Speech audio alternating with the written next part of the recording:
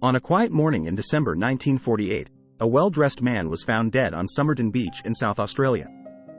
He had no identification, no signs of trauma, and a strange note sewn into his pocket. Tamám, shud, a Persian phrase meaning finished. This case, known as the Somerton Man mystery, has baffled investigators and the public for over 70 years. Who was this man? How did he die? And why was someone trying to conceal his identity?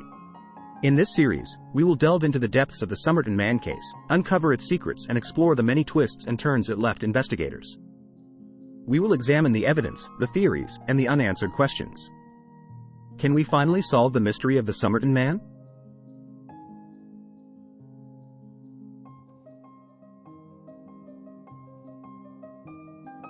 In the early morning of December 1, 1948, police responded to reports of a body on Somerton Beach in South Australia.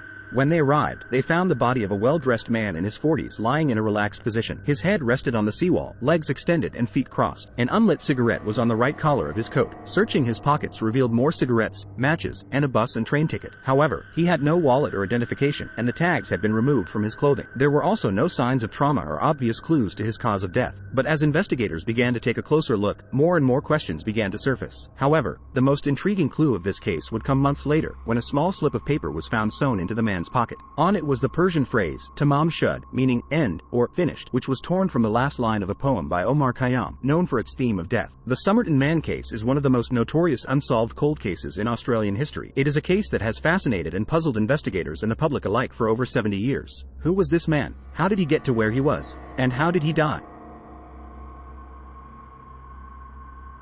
Several witnesses reported seeing someone resembling the Somerton Man lying in the spot where the body was found. Another couple saw him between 7:30 and 8 p.m., noting that they hadn't seen him move but had the impression his position changed. They also thought it was odd he wasn't reacting to the mosquitoes but thought he was drunk or asleep. One witness told police she saw another man looking down at the Somerton Man from the top of the seawall. The autopsy revealed the Somerton Man was in top physical condition. He was 5'11", with gray eyes and fair to ginger-colored hair. His hands showed no signs of manual labor, and his toes met in a wedge shape like those of a dancer or someone who wore boots. All labels on his clothes had been removed, and he had no wallet or hat, which was unusual for 1948. Additionally, his dental records could not be matched to any known person. The autopsy showed evidence of congestion in the brain, kidneys, and liver, and blood in the stomach. It also revealed that the Somerton Man's last meal was a pasty, although tests failed to find any obvious cause of death. However, the pathologist concluded that the death could not have been natural and that poisoning was the likely cause. Despite the findings, the coroner was unable to conclude the Somerton Man's identity or cause of death. The case went cold for weeks, but investigators eventually picked up the threads. What they found would change the course of the investigation. On January 14, 1949, staff at the Adelaide railway station found a brown suitcase with its label removed. It had been checked into the station cloakroom on November 30, 1948, the same day the Somerton Man's body was found on the beach. Inside, investigators found several sets of clothing, light brown trousers with sand in the cuffs, a table knife cut down into a short sharp instrument, and various other items. An unusual type of Barber brand orange thread not available in Australia was also found. It was the same type of thread used to repair the lining in a pocket of the trousers the Somerton Man was wearing. All identification marks on the clothes had been removed, but police found the name T. Keane on a tie, Keane on a laundry bag, and Keane on a singlet, along with 3 dry cleaning marks. Police believe that whoever removed the tags either overlooked these items or purposely left them, knowing Keane was not the dead man's name. What was unusual was that there were no spare socks found in the case, and no correspondence, although the police found pencils and unused letter stationery. A search concluded that no T. Keane was missing in any English-speaking country, and a nationwide circulation of the dry cleaning marks also proved fruitless. The discovery of the suitcase raised more questions than it answered, but the threads of this crime were about to lead to a deeper mystery. Weeks after discovering the Somerton Man's body, investigators found a tiny piece of rolled-up paper sewn into his trouser pocket. Printed on it were the words, tamám, shud, which means ended, or finished, in Persian. The paper was from the last page of a book of poetry called the Rubaiyat of Omar Khayyam. Police conducted a nationwide search for a copy of the Rubaiyat with the missing page. They eventually found one in the possession of a man named Ronald Francis. Francis had found the book in an unlocked car parked in Glenelg, a suburb of Adelaide. In the back of the book, investigators found 5 lines of faint text written in capital letters.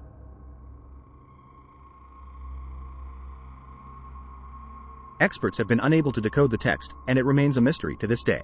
Some believe it is a code, while others believe it is simply the ramblings of a disturbed mind.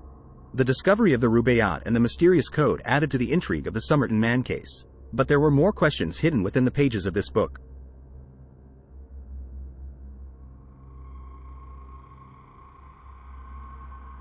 Investigators found a telephone number in the back of the Somerton Man's Rubaiyat book. It belonged to a nurse named Jessica Thompson, who lived on Mosley Street about 400 meters from where the Somerton Man's body was found. When interviewed by police, Thompson said that she did not know the Somerton Man or why he would have her phone number. However, she also reported that, at some time in late 1948, an unidentified man had been in the area and asked a next-door neighbor about her. Some investigators believe that Thompson knew the Somerton Man's identity but was evasive when asked about him. Thompson's daughter, Kate, has also said that she believes her mother knew the dead man. When Thompson was shown a plaster cast bust of the Somerton Man, she said she could not identify him. However, witnesses report that the sight of the bust visibly shook her. Thompson also said that she had owned a copy of the Rubaiyat during World War II and had given it to an Australian Army lieutenant named Alf Boxall. After the war ended, she received a letter from Boxall and replied, telling him that she was now married. Based on their conversations with Thompson, police suspected that Boxall was the Somerton Man. However, Boxall was found alive in Sydney in July 1949, and the final page of his copy of the Rubaiyat was intact. But that wasn't the end of this twisting story.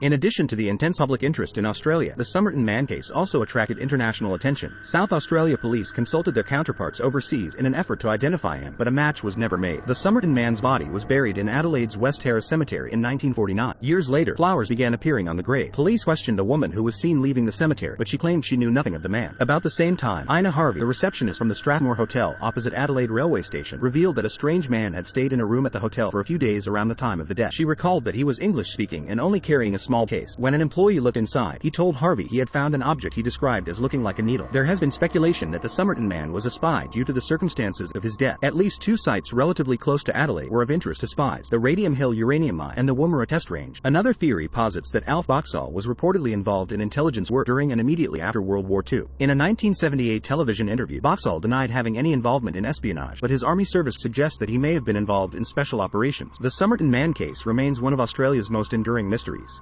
In July 2022, Professor Derek Abbott of the University of Adelaide announced that his team had made a breakthrough in the Somerton Man case. They had begun working on the case in March 2009 and had done extensive research to solve this mystery. Using DNA information extracted from hair that was trapped in the plaster cast made of the Somerton Man's head, Abbott and American genealogist Colleen Fitzpatrick were able to build a complex family tree of around 4,000 names and narrow the list down to one whose date of death had not been recorded: Carl Charles Webb. They claim they were able to match DNA to Webb's distant relatives. Some have claimed the Somerton Man bears a striking resemblance to photos of Webb and other family members. Abbott's research into the Webb family also revealed other potentially promising leads, such as the fact that Carl Webb had a nephew by the name of John Russell Keene, who was a similar height and was killed in World War II. This could explain the tags in the Somerton Man's luggage as hand-me-down clothing. However, South Australia Police and Forensic Science South Australia have not verified the findings of Abbott, and the case remains open.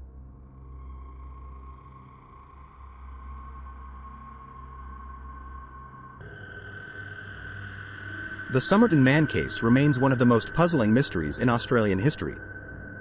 Despite decades of investigation, the man's true identity and the cause of his death remain unknown. But even though the case remains unsolved, it has not been forgotten. The enduring mystery of the Somerton Man continues to fascinate people all over the world. Why is this case so captivating? Maybe it's because the Somerton Man was a real person, someone with a life and a story. But that life and story were tragically cut short, and now all we have left is a mystery. Whatever the reason for its enduring fascination, the Somerton Man case is a reminder that there are still mysteries in the world that are waiting to be solved. Maybe one day, we will finally learn the identity of the Somerton Man and the truth about his death. But until then, the mystery will continue to haunt our imaginations.